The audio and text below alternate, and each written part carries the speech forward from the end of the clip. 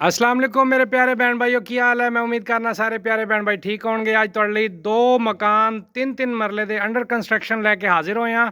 आओ चलिए तुहानू मकान दिखाना। और इस टाइम मेरा कहना मनो तो प्रॉपर्टी बिल्कुल जीरो ते है ते आखा मनो इन्वेस्ट का सुनहरी मौका है। इन्वेस्ट करो तो कल नू नफ़ा कमाओ। यकीन करो बड़ा प्रॉफिटेबल काम है। इस टाइम तुसी अगर जेड़ा कुछ ले लोगे तो खुशकिस्मत हो। ये दी बैठक है, अंडर कंस्ट्रक्शन है, लंटर पाया हुआ है और ਇਹਦਾ गिराज हो गया, ਇਹਦਾ रूम हो गया ਤੇ ਇਹ ਉੱਤੇ ਜਾ ਰਹੀਆਂ ਨੇ ਪੌੜੀਆਂ। ਉੱਤੇ ਚਾਰ ਦੀਵਾਰੀ ਇਹਦੀ ਹੋ ਜਾਏਗੀ, ਪਲਸਤਰ ਹੋ ਜਾਣਗੇ। ਇਹ ਦੇਖੋ ਜੀ, ਇਹ ਵੀ ਇੱਕ ਇਹਦਾ ਹਾਲ रूम हो गया।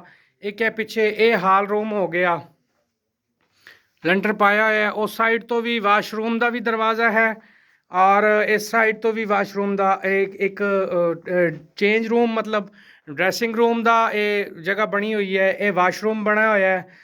एक उस साइड तो भी वाशरूम दिता गया है ताकि परेशानी ना होवे। और बड़ा ज़बरदस्त मकान बने हुए है। तीन मरले के दो पोर्शन ने, बिल्कुल जीरो प्राइस से मिलने वाले ने, बिल्कुल जीरो प्राइस से। हैरत अंगेज़ रेट है। यकीन करो सारे बहन भाई परेशान हो जाओगे। ए देखो सारे माशाल्लाह इतने लंटर वाली कोठियाँ बननिया ने VVIP। तो तुसी सारे भैन भाई हैरान हो जाओगे कि कमाल का रेट दिता है भाई ने। बिल्कुल ए देखो, ये भी सेम टू सेम यही नक्शा है, ये नाल दा है बिल्कुल। ए दोनों तीन मरले दे अगर कोई दो भाई कट्ठे लेना चाहन उन्होंने भी मिल जाएगा। सिर्फ गेट विंडो तो प्लस्तर का काम होने वाला, तो फर्श लगन वाले ने। तो इंशाल्लाह मैं उन्होंने भी ला देंगा। डिस्क्रिप्शन में मैं अपना नंबर ला देंगा। जोड़ा भाई नवा है मेरे चैनल तो चैनल को सबसक्राइब करो, लाइक करो, शेयर करो और दुआवां याद रखो। ठीक हो गया जी। अल्लाह हाफिज़। अल्लाह थोड़ा निगहबान।